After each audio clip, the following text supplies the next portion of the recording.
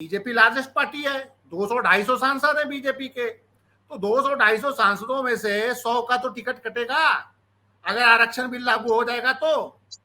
अब जो दलित नेता भाजपा के अंदर जो है उनका भी तो टिकट कटेगा, वहां भी तो 30% रिजर्वेशन लागू हो जाएगा, 33%। जो अपर कास्ट जो है, जो बड़े बड़े जो इतनी सेवा करते रहे हैं और 70 साल 30 साल राम मंदिर निर्माण में योगदान दिया है, अब वो बेचारों का टिकट कोई महिला काट जाए, उनकी सीट रिजर्व हो जाए। असल में मोदी जी को चमत्कारिक रूप से चौंकाने वाला जो है क्या कहते हैं निर्णय लेना और देश के ऊपर थोपने की जो है मतलब क्या कहते हैं बीमारी है। रात में 8 बजे उन्होंने नोटबंदी थोप दिया, क्या हश्र हुआ। कोविड में रात में उन्होंने लॉकडाउन 8 बजे घोषित कर दिया, उसका क्या हश्र हुआ। पूरे देश के लोग जो कामगार थे वो भागने लगे बेचारे कि जल्दी से जल्दी हम अपने घर पहुंच जाएं, पैदल चलते हुए, साइकिल से चलते हुए, रास्ते में मरते खपते किसी प्रकार वो जो है लॉन्ग मार्च करके जो है वो क्या कहते हैं अपने अपने गांव पर पहुंचे। पैर 3-3 किलो सूज गया था उनका पैदल चलने की वजह से, कितने लोग बीमार पड़ गए। तो इस समय ये बहुत ही खतरनाक मोड़ पर हम लोग हैं। अगर सुप्रीम कोर्ट ने उसको जो है असंवैधानिक घोषित कर दिया, तो जब दलित का ही आरक्षण ओबीसी का तो खैर है ही नहीं है पार्लियामेंट, उसमें अगर यही आरक्षण समाप्त हो जाए तो महिला आरक्षण ये सब कहाँ रहेगा आपको बता। टिकट देना तो दूर की बात, सारे राजनीतिक दल अपने अपने संगठन में क्यों नहीं 33% महिलाओं को पदाधिकारी नियुक्त करते हैं, कार्य समिति में जगह देते हैं। कहां पर है 33%? 20% तो है ही नहीं, 33% तो बहुत दूर की बात। जो आरक्षण की जब बात हो रही है तो हम एक बहुत ही सिंपल पॉइंट रखना चाहते हैं कि इसमें आम महिलाओं के लिए कितनी जगह है, और उसको वर्तमान में देखें कि वर्तमान में जो महिला सांसद जो देश के जो सर्वोच्च सदन में लोकसभा और राज्यसभा में है वो कौन है, किस बैकग्राउंड से हैं, उनकी आर्थिक स्थिति क्या है। और इसी बीच इस दृष्टिकोण से ये भी देखना होगा कि क्या जब चुनाव में महिलाएं उतरेगी तो जो महिलाएं उतरेगी वो 5 करोड़ से 8 करोड़ रुपया मिनिमम एक पार्लियामेंट्री कंस्टिट्यूएंसी में खर्च करने में सक्षम होंगी। अब अगर नहीं होंगी तो आम महिलाओं को फिर टिकट नहीं मिलेगा। पहली बात तो ये है कि महिला आरक्षण पे जो बिल पास हो रहा है वो 2034 से पहले लागू नहीं होगा अगर ये बिल पास होता है, क्योंकि 34 हाँ 34, क्योंकि देखिए सेंसस की पहले सेंसस से पॉपुलेशन की बात हो रही है कि पहले सेंसस होगा।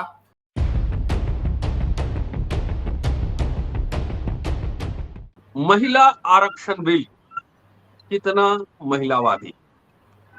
जब स्पेशल सेशन की बात हुई थी कि मोदी जी ने स्पेशल सेशन बुलाया है, उस समय हम लोगों ने अम्बेडकरनामा पर 2 हफ्ता पहले एजेंडा के बारे में चर्चा की थी और उसमें पहले ही हम लोगों ने ये जाहिर किया था कि इस बार हो सकता है महिला रिजर्वेशन बिल को लेकर आए संसद और विधानसभा।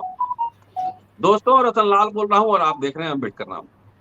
इस महिला बिल के क्या है मायने और यह कितना महिलावादी है और सरकार इस बिल को लेकर कितना सीरियस है, इसको समझना बेहद जरूरी है। हमारे साथ 2 खास मेहमान हैं। लगातार अम्बेडकरनामा पर आप सुन रहे हैं, जेपी सिंह साहब हैं, वरिष्ठ पत्रकार, संपादक, एडवोकेट है, कानूनी दाव पेच भी बताएंगे। ये संजीव पांडे साहब हैं, जर्नलिस्ट हैं, पॉलिटिकल एनालिस्ट हैं, इनसे भी आप लगातार सुन रहे हैं इनको। संजीव जी को दोनों अपने मेहमानों से चर्चा करेंगे आखिर ये महिला बिल के पीछे क्या है या कितना महिलावादी है। आज तीसरा दिन है संसद का और आज भी संसद में हंगामा होता रहा। महुआ मोइत्रा ने इसमें अल्पसंख्यक मुस्लिम महिलाओं के लिए आरक्षण की बात की है। कई नेताओं ने, देश के बड़े पार्टी के बड़े नेताओं ने भी कहा कि इस महिला quota within quota, SC ST OBC का आरक्षण भी इसमें होना चाहिए। इसको कैसे समझा जाए, 2 खास मेहमान से बातचीत करते हैं। पहले संजीव जी से ही शुरू करते हैं। संजीव जी स्वागत है। जेपी सर स्वागत है। नमस्कार जी नमस्कार। संजीव जी देखिए, पहली बात तो ये है कि महिला आरक्षण पे जो बिल पास हो रहा है वो 2034 से पहले लागू नहीं होगा अगर ये बिल पास होता है, क्योंकि 34 हाँ 34, क्योंकि देखिए सेंसस की पहले सेंसस से पॉपुलेशन की बात हो रही है कि पहले सेंसस होगा।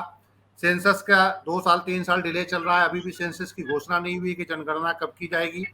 और 2024 में अगर जनगणना की शुरुआत होगी, क्योंकि अब तो चुनाव आ जाएगा तो इम्प्लाइज सारे जनगणना में तो कोई लगेगा नहीं, तो अगले साल अगर जनगणना की शुरुआत होगी और 2 साल बाद जनगणना की रिपोर्ट आएगी, फिर परिसीमन होगा, परिसीमन होते होते 5 साल बीत जाएंगे तो 2029 में निकल जाएगा, तो फिर मान के चलिए कि 2034 में होगा ये लागू।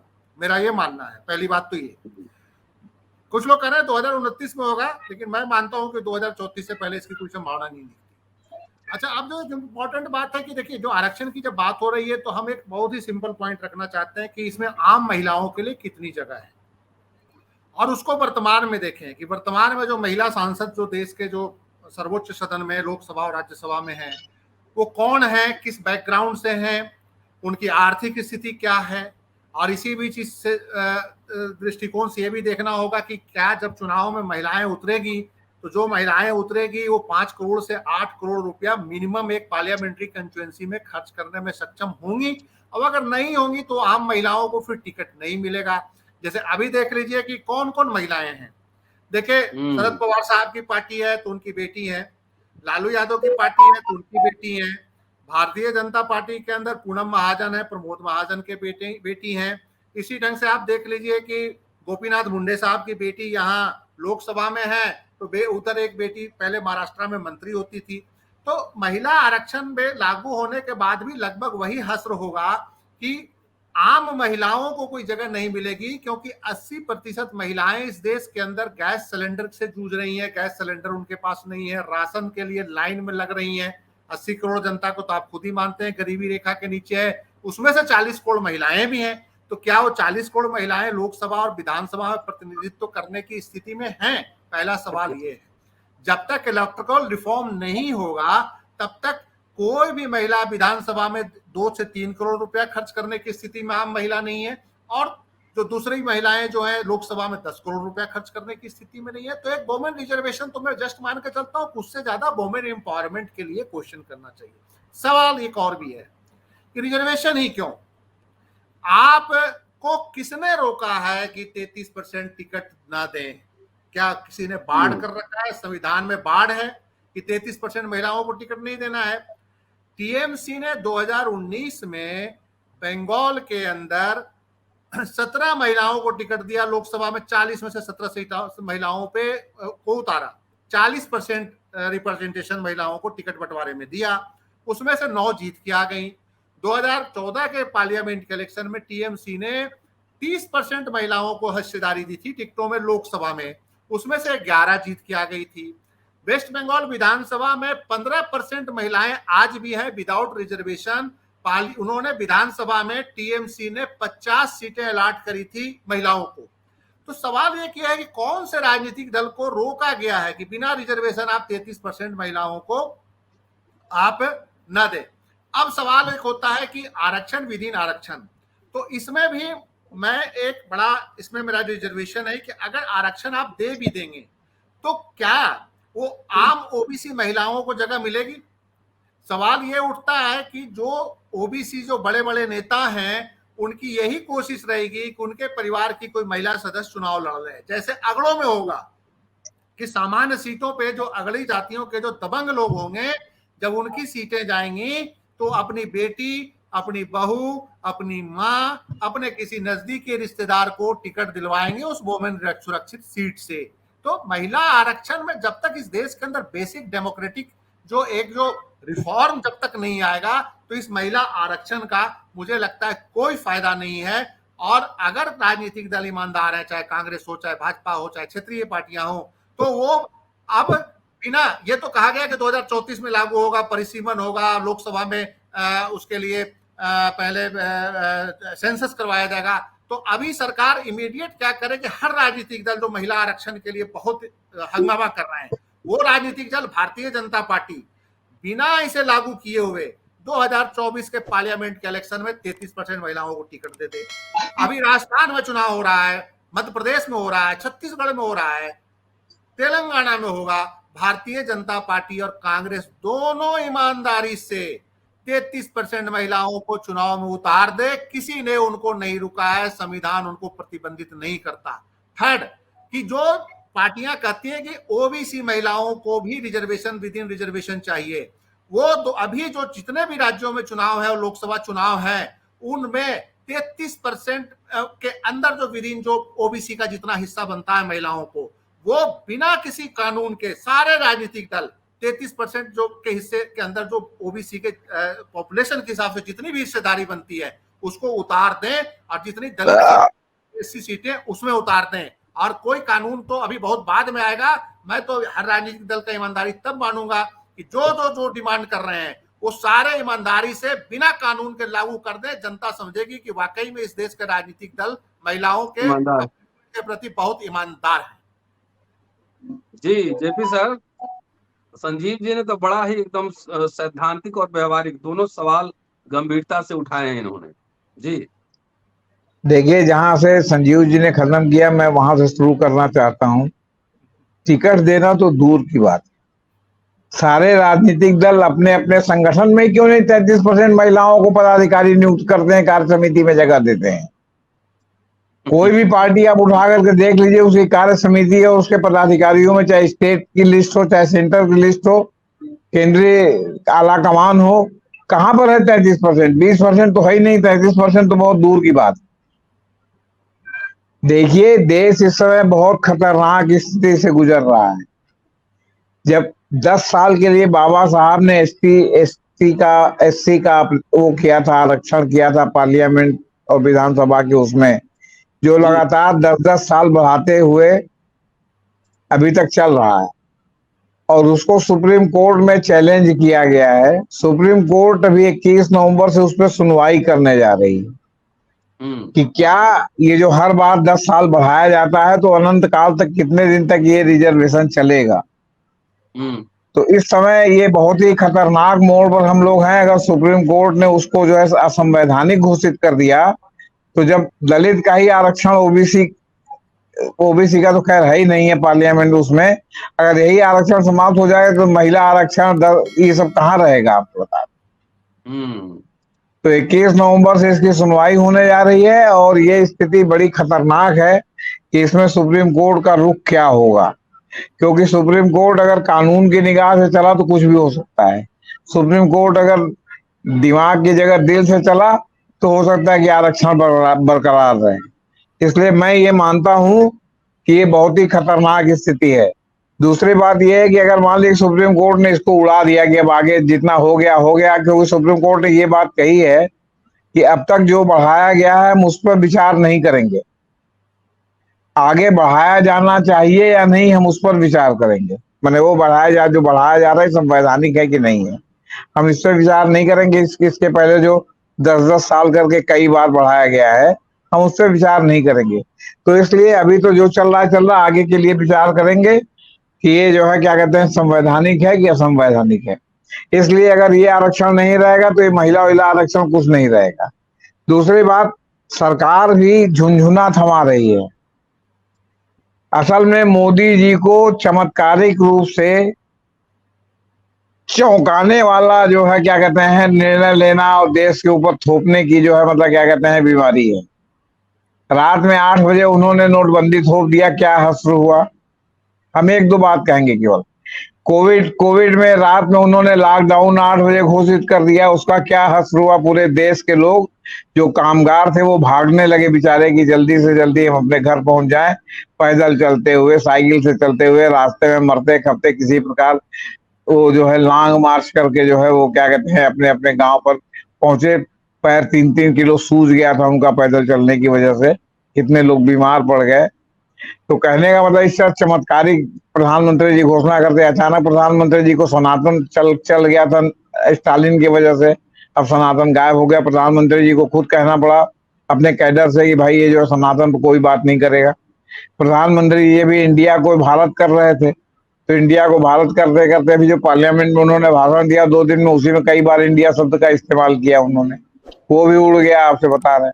तो अब ये महिला बिल ले आए, तो महिला बिल तो आया बाद में, अभी पारित भी नहीं हुआ, और तब तक इसकी विसंगतियों को लेकर देश भर में सुर्खियां बन रही हैं। ठीक है, गोदी मीडिया नहीं बना रही है, वो गिरदावली गा रही है, लेकिन बाकी लोग तो बना रहे हैं ना कि 29 में लागू होगा। अब संजीव जी ने तो और 5 साल आगे 34 बढ़ा दिया। वास्तविक बात है कि अभी जो 2020-21 में जो सेंसस शुरू होना चाहिए था वो भी सेंसस शुरू नहीं हुआ। सेंसस शुरू होने की बात है, इसी में साथ में विपक्षी दलों ने, सोनिया गांधी तक ने जो है जातीय जनगणना की मांग की, एक जातीय जनगणना होनी चाहिए और ओबीसी का भी रिजर्वेशन होना चाहिए।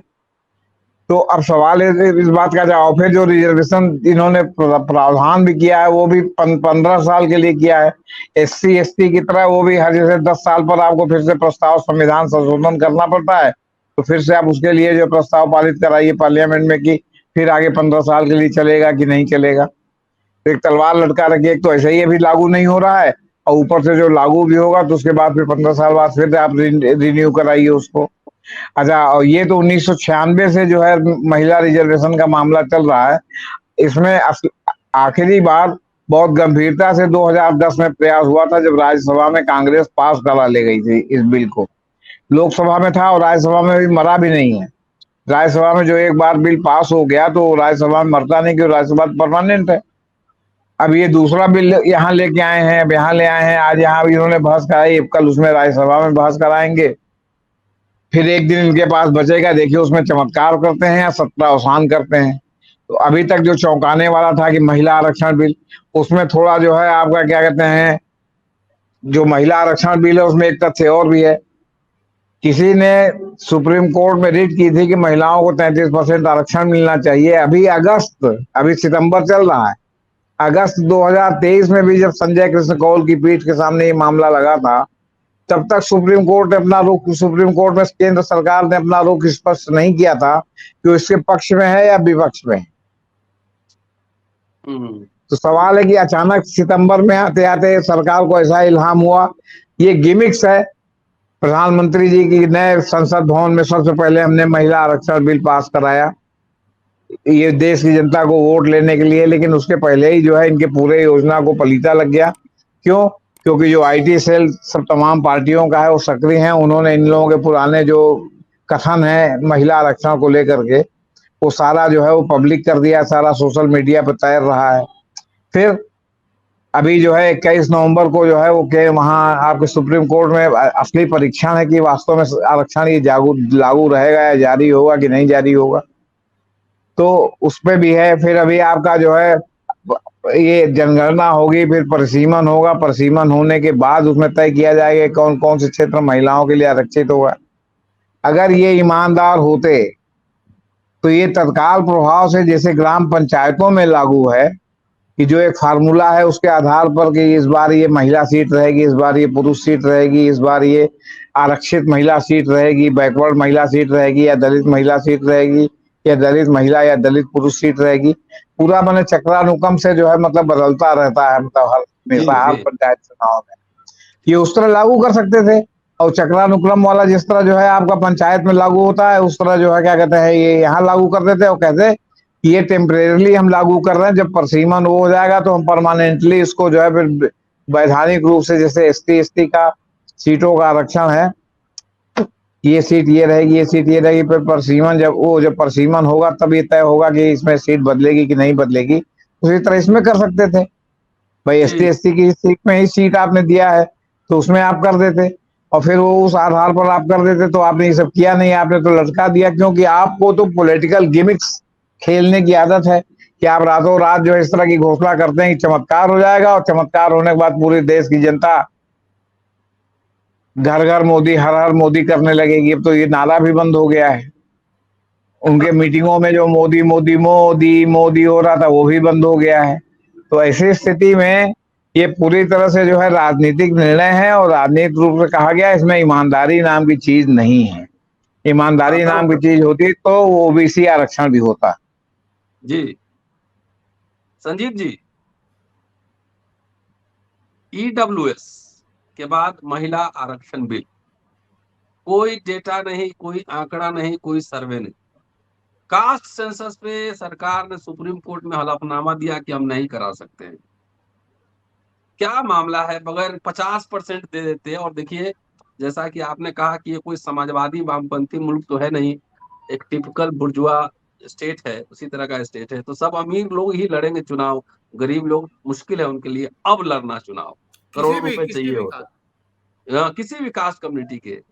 तो अगर महिला रिजर्वेशन बिल लाए तो 33% क्यों, 50% करते और उसमें सबको दे देते, क्या दिक्कत है?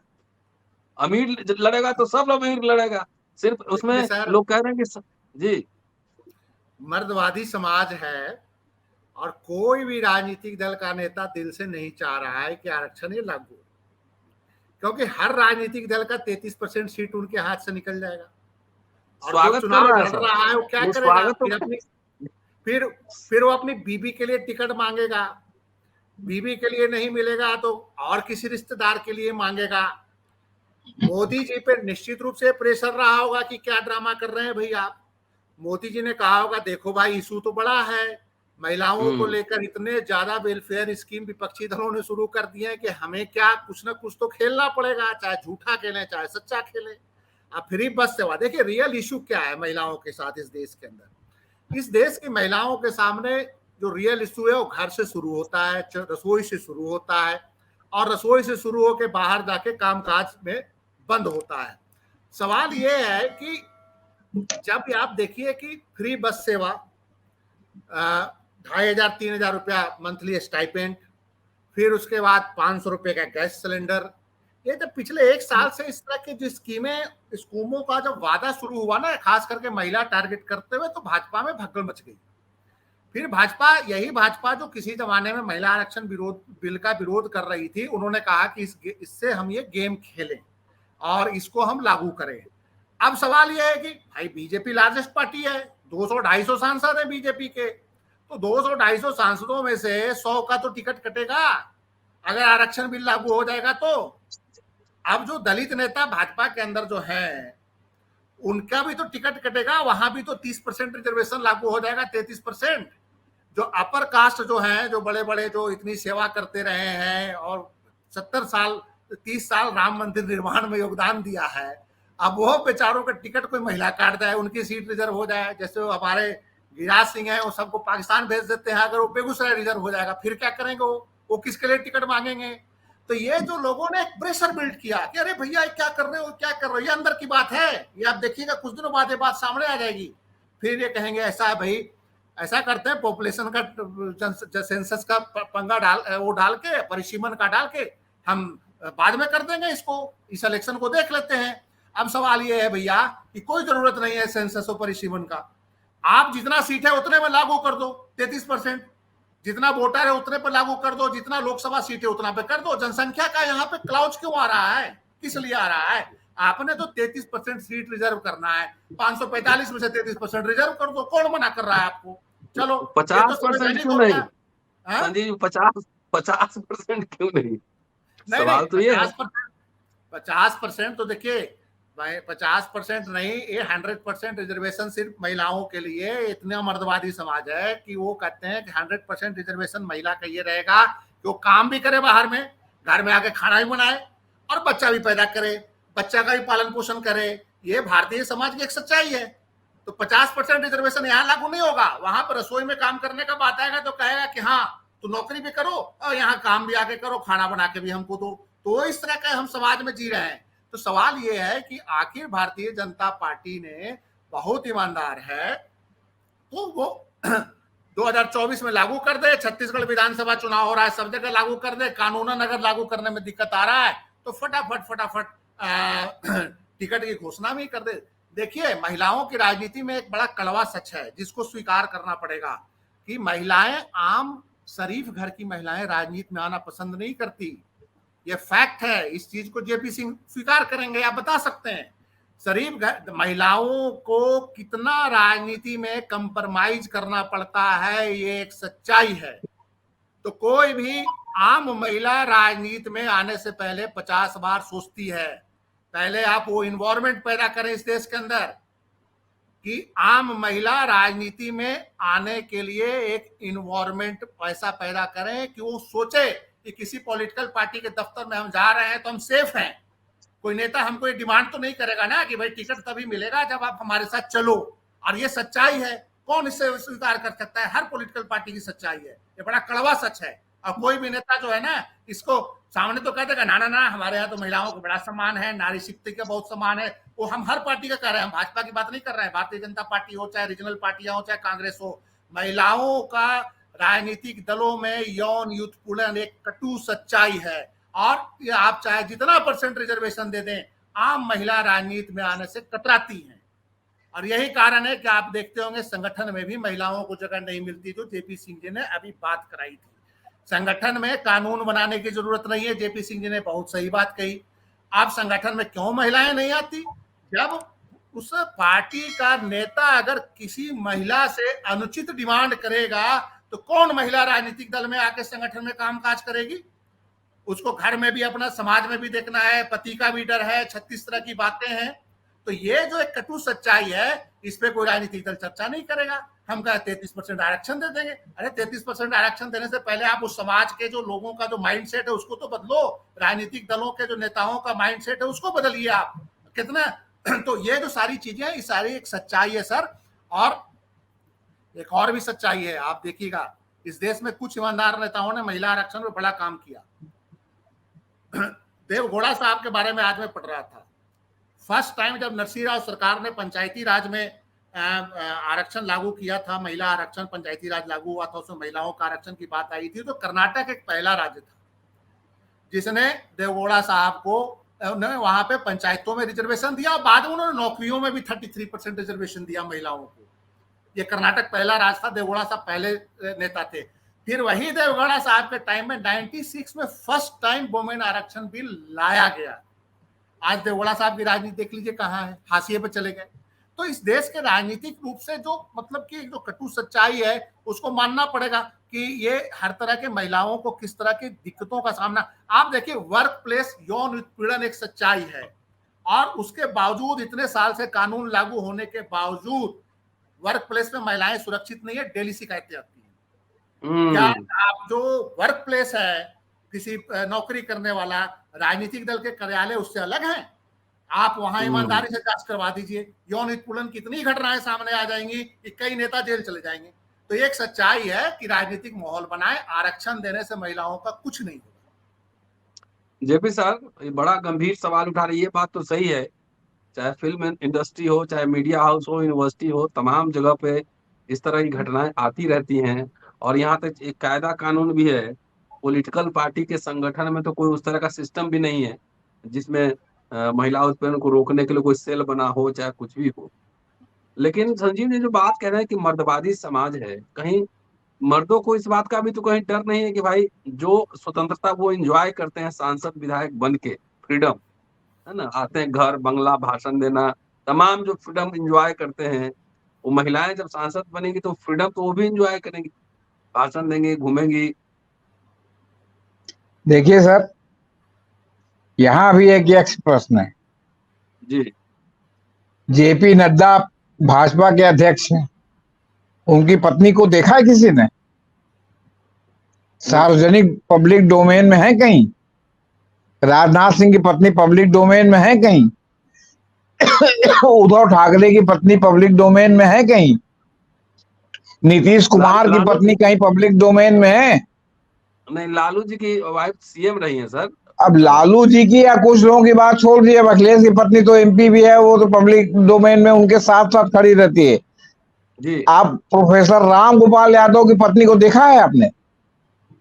हम विपक्ष विपक्ष सभी के लिए कह रहे हैं, पत्नी सभी के लिए घर की शोभा की वस्तु है, कोई उनको अपने साथ बगल में खड़ा करके भी साथ में नहीं लेके चलता। आपको बता, तो इतना मर्दवादी समाज है, इसमें महिलाओं को आरक्षण देना और महिलाएं प्रेसिडेंट हो जाए, महिलाएं सेक्रेटरी हो जाए, महिलाएं मंत्री हो जाए, उनके अंदर में मातहत में काम करना, तो ये भी पुरुषवादी सोच के लिए एक बहुत बड़ा जो है मतलब वो है। अभी भी देखिए आर्मी में जो महिलाएं अफसर हो गई हैं, वो हो गई, उनके अंदर में काम करने वाले लोगों की विसंगतियां आए दिन सामने आती रहती। आपके जो है इसी तरह जो दरोगा या मतलब पुलिस डिपार्टमेंट में महिलाएं हो गई हैं, उनके अंदर में काम करने वालों की विसंगतियां आए दिन सामने आती रहती। आप ये बताइए, प्रधानमंत्री जी ने इतनी लेटरल एंट्री की है प्राइवेट सेक्टर से, कितनी महिलाओं की एंट्री हुई है? मैं तो गूगल पर डाल के देख रहा था कि लेटरल एंट्री में कितनी महिलाएं हैं, तो मुझे तो भाई कोई उसका जवाब नहीं मिला, कोई आंकड़ा नहीं मिला कि भाई 2 4 10 महिला भी हो कि भाई ये चलो इन्होंने 50 तो जो है लेटरल एंट्री की है, तो 5 तो महिला जो है उसकी एंट्री हुई हो। तो प्राइवेट सेक्टर में तो तमाम जगह सीईओ महिला है, क्यों नहीं हो रही? आप बताइए। रमन्ना साहब जो है उनको इल्हाम हुआ कि महिलाओं की जो है वो जस्टिस रमन्ना को वो जो है सुप्रीम कोर्ट वहां रिप्रेजेंटेशन होना चाहिए, तो उन्होंने तमाम लोगों का जो है रिश्ता दरकिनार करके 3 महिलाओं को कर दिया। उसके बाद कितनी महिलाएं हुई अभी तक? तो सवाल है कि एक मर्दवादी पुरुषवादी समाज है, यहाँ इसका पत्थर तोड़ने में बहुत टाइम लगेगा। मैं सिर्फ इतने से ही खुश हूं कि 33% ही सही मंत्रियों संतरियों की ही पत्नियों को मान लीजिए कि अभी फिलहाल लाभ मिलेगा, लेकिन ये लंबे समय तक नहीं चलेगा। उसी तरह कि जैसे बीपी सिंह ने जो मंडल सेट कर दिया, तो आज भाजपा सबसे घोर कमंडलवादी पार्टी है, और उसके सारे चीफ मिनिस्टर में जो है वो क्या कहते हैं, कमंडलवादी चीफ मिनिस्टरों की संख्या बहुत नगण्य है, मंडलवादी चीफ मिनिस्टर भी है वहां पर। ठीक है, केंद्र सरकार में मंत्री और जो है वो है, वो आपका मंत्रिमंडल का आपका वो है, लेकिन कुल मिला के तमाम स्टेट्स में है जहां की आपको कमंडल से बाहर रख के मुख्यमंत्री बनाना पड़ा, मंत्री चाहे आप जिसको बनवा दें। तो कहने का तात्पर्य ये है कि ये बहुत ही वेग विषय है, और बाकी जो यौन उत्पीड़न की बात है वो केवल स्त्रियों का ही यौन उत्पीड़न नहीं होता, पुरुषों का भी यौन उत्पीड़न होता है। हाँ, पुरुषों का भी यौन उत्पीड़न होता है, और फिल्म लाइन तो इसका सबसे बड़ा गवाह है, जहां आए दिन आता है कि कास्टिंग काउच में केवल महिलाएं ही नहीं उत्पीड़ित हैं, पुरुष भी उत्पीड़ित हैं। अगर वो हीरो बनने या सिनेमा में काम करने आए तो तमाम एक्टर हैं, डायरेक्टर हैं, ये हैं जिनकी जो है पिपासा उनको प्लस या माइनस दोनों रूप में शांत करनी पड़ती। नहीं, सवाल ये है कि 10 साल से ओबीसी प्रधानमंत्री है, एक राष्ट्रपति दलित, एक ट्राइबल, और अभी जिन्होंने बिल पेश किया है लॉ मिनिस्टर वो दलित। तो ये तमाम ये सब मिलके जो है ईडब्ल्यूएस एक सुधार कर लीजिए सर, वो ओबीसी प्रधानमंत्री जी गुजरात में नहीं है जहां से वो आते हैं, वहां ओबीसी नहीं है वो, तो इसलिए उनकी जाति को राष्ट्र स्तर पर जोड़ के ओबीसी कहना ये अनुचित है। क्यों? क्योंकि जिस राष्ट्र में आप जिस प्रदेश में आप ओबीसी या दलित हैं, आपको आरक्षण का लाभ उसी जगह मिलेगा, दूसरी जगह नहीं मिलेगा, ये कोर्ट की रूलिंग है। पॉलिटिकल गिमिक में तो कहते ही है ना कि मैं पिछड़ी जात का हूं, अब वो लाख कहें, लेकिन वो वहां अगली जात में है, वहां पिछड़ी जात में नहीं है, ये भूल सुधार कर लीजिए। मिला जुला के वो जो है ना ब्राह्मण क्षत्रिय नहीं है, वैश्य में है, और मिला। अरे भाई, तो नागालैंड में तो क्षत्रिय जो हैं, नागालैंड मेघालय में जो क्षत्रिय हैं वो वहां जो है वो भी उसमें आते हैं, आपके बैकवर्ड कास्ट क्लास में आते हैं, शेड्यूल ट्राइब में आते हैं, लेकिन वहां के तो जो है दूसरी जगह पर नहीं माने जाते शेड्यूल ट्राइब। तो हम कहते हैं कि भाई हम नागालैंड से आए हैं, हमारा तो चेहरा मोहरा भी नागालैंड से मिलता जुलता है, तो हम कहते हैं हम नागालैंड से आए तो हम तो ट्राइब हुए। मिला जुला के बात ये है कि जब टॉप पोजीशन पे सवर्ण थे उस समय इस तरह के बिल नहीं आए, और आए भी तो पूरा सामाजिक न्याय का ध्यान रखा गया, स्पेशल रिक्रूटमेंट ड्राइव, रिजर्वेशन, तमाम चीज होता रहा। लेकिन Dalit prime minister, tribal prime minister, law minister Dalit, पिछड़ा प्रधानमंत्री, इनके काल में वो जितने लीलाएं हैं ईडब्ल्यूएस से लेके विमेन रिजर्वेशन बिल पे, सब एक साथ हो रहा है। क्या पीछे से कोई लीला कराने वाली शक्तियां इनको कंट्रोल कर रही? संजीव जी देखिए, मेरी बात यह है कि देखिए शक्तियां तो जो लीला करा रही हैं वो तो सबको पता है कि किस तरह से इस देश की राजनीति चल रही है, कौन कंट्रोल कर रहा है, किस तरह के इशू बनाए जा रहे हैं, किस तरह के इवेंट्स मैनेजमेंट किए जा रहे हैं, और ये क्यों किए जा रहे हैं। अब सवाल तो यही है कि इशूज हैं क्या, महिलाओं की इस देश में इशू क्या है। जो महिलाएं घर में चूल्हा में की तरफ लौट रही हैं, गैस सिलेंडर महंगा हो चुका है, अब उनको आप वुमेन रिजर्वेशन बिल का लॉलीपॉप दे रहे हैं। वो बेचारी महिलाएं चुनाव लड़ने की स्थिति में नहीं है, ग्राम पंचायत और ग्राम सभा में जाने की स्थिति में नहीं है, और आप उनसे वोट मांगोगे कि देखो 33% है, हमने आरक्षण दे दिया। अब 33% आरक्षण का लाभ कौन लेगा? अभी बिना आरक्षण के सुखबीर सिंह बादल खुद एमपी फिरोजपुर से है, उनकी पत्नी बठिंडा से एमपी है, 2 ही एमपी हैं, हस्बैंड वाइफ एमपी हैं। सुले साहब की जो सुप्रिया सुले जो है वो महाराष्ट्र से हैं, शरद पवार जी की बेटी है, प्रमोद महाजन जी की बेटी महाराष्ट्र से है। सवाल ये कनी मोदी जो है वो स्टालिन की जो रिलेटिव है वो वहां से है। सवाल ये है कि जो रसोई घर की महिलाएं कैसे लोकसभा पहुंचेगी, और जो भी आप लालू जी भेज दिए थे, लेकिन लालू जी ने एक ही भेजा था, हमारी ही सांसद थी भगवतिया देवी, गया से आई थी, हमारी सांसद थी, और वो जीत के आए थे। लालू जी का उस समय लालू जी की तारीफ भी हुई थी कि एक सड़क तोड़ने पे पत्थर तोड़ने वाली महिला को उन्होंने लोकसभा भेजा था।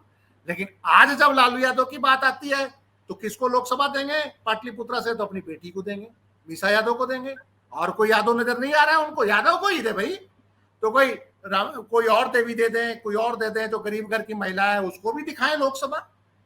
सवाल ये है कि परिवार से बाहर ना ओबीसी नेता निकलते ना दोनों राष्ट्रवादी पार्टियां निकल रही हैं परिवार से बाहर। अगर 33% आरक्षण लागू हो जाएगा और उसमें विदिन रिजर्वेशन भी आप डाल दीजिए, ओबीसी रिजर्वेशन भी डाल दीजिएगा, आप देखिएगा डंके की चोट पे 90% सीटें राजनीतिक दलों के फैमिली के औरतें लेके जाएंगी। ठीक है, चलिए कोई नहीं, जब अगर आए बिल तो तरीके से आए तो जाएंगे ही वही। ये गरीबी उन्मूलन प्रोग्राम तो है नहीं, जाएंगी, ये रियलिटी है। नहीं देखिए, अगर इसको सिर्फ इवेंट मैनेजमेंट करना है तो कोई नहीं, वो जो कर दे, 50% भी कर दे। मैं तो इस मामले में ममता बनर्जी को बहुत ऑनेस्ट मानता हूँ कि उसने बिना रिजर्वेशन के 17 महिलाओं को टिकट लोकसभा में दे दिया था। उसमें मैंने देखा कि उसमें माइनॉरिटी की भी लेडी थी जिनको टिकट दिया था उन्होंने, नुसरत जहां थी या पता नहीं कौन थी एक। तो मैं मानता हूँ कि जो राजनीतिक दल ईमानदार है, कोई भी हो, मैं कहता हूं कि अब रिजर्वेशन का वेट ना करें कि कानून लागू होगा कि नहीं होगा। सारे राजनीतिक दल 33% सीटें दे दें अपने महिलाओं को, और वो भी महिलाएं परिवार से बाहर निकले। अखिलेश यादव और आरजेडी जो वुमेन विदिन रिजर्वेशन चाह रहे हैं, वो सबसे पहले इमीडिएट अपनी पार्टी की तरफ से जो कैंडिडेट की घोषणा करेंगे अभी पार्लियामेंट के अंदर, उसमें 33% महिलाओं के साथ साथ जो पिछड़ों की जितनी भागीदारी बनती है पिछड़ी महिलाओं की, वो दें। फिर मैं मानूंगा कि ईमानदारी पार्लियामेंट तक नहीं है। जेपी सर, एक आखिरी सवाल ले रहा हूं। क्या मोदी 10 साल प्रधानमंत्री रहे और इसी समय ये बिल एजेंडा नहीं है क्या? राष्ट्रवाद का नहीं, जो पूरे राष्ट्रवाद का, इमोशनल राष्ट्रवाद का जो लहर है, वो फेज जो है क्या खत्म हो रहा है? नहीं, ऐसा है, देखिए कि उन्होंने बीजेपी को ऐसे मुहाने पे लाके खड़ा कर दिया है कि जहां से सफाया के अलावा दूसरा कोई विकल्प नहीं दिखाई पड़ रहा है। तो एक कहा है ना रामायण में कि मरतो मरत कटक संहारा, कि भाई मरते मरते हुए कटक संहार मतलब लड़ाई हुई। तो कहने का मतलब है कि जाने के पहले वो ऐसा हर उपाय अपना लेना चाहते हैं जिससे उनकी वापसी हो। दूसरी बात, ये जो विशेष सत्र है वो उस कलंक को धोने के लिए है जो उन्होंने अभी मानसून सत्र में किया, कि जब वो पार्लियामेंट में आ ही नहीं रहे थे और लगातार आरोप लग रहा था कि वो पार्लियामेंट से भाग रहे हैं। तो अभी तक हमारे ख्याल से प्रधानमंत्री जी कल ही जो है 5 भाषण दे चुके थे पार्लियामेंट में, घुमा फिरा के इधर से उधर से उधर से। तो सारी उसकी भरपाई कर रहे हैं, ये कलंक मिटा रहे हैं कि हम जो है भागते नहीं, हम पार्लियामेंट को फेस कर रहे हैं जी। और आज जब वो फेस कर रहे हैं तो जो पावर सत्र में भागे भागे फिर रहे थे वो जो है वो लोगों को याद नहीं है। आपको बता, वो लोग भूल गए हैं। और बाकी चमत्कार नोटबंदी की तरह ये महिला आरक्षण बिल भी है। जैसे नोटबंदी हवा हवाई हो गई, वैसे महिला आरक्षण बिल भी अभी पास होने के पहले हवा हवाई हो गई। जी जी जी जी जी, चलिए सर, शुक्रिया आप दोनों का, और बहुत ही शानदार बातचीत हुई। इसकी बारीकियां जो है, आखिर किसने राजनीतिक दलों को पार्टी के अंदर संगठन में और टिकट देने में, 33% रिजर्वेशन देने में विद इन द पार्टी, और उसमें बकायदा SC ST OBC लगा के देने में किसने रोका है? सवाल सिर्फ और सिर्फ ईमानदारी का और सोच का है। 2 खास मेहमान हमारे साथ थे। आप देखते रहिए अम्बेडकर नामा। शुक्रिया सर, थैंक यू।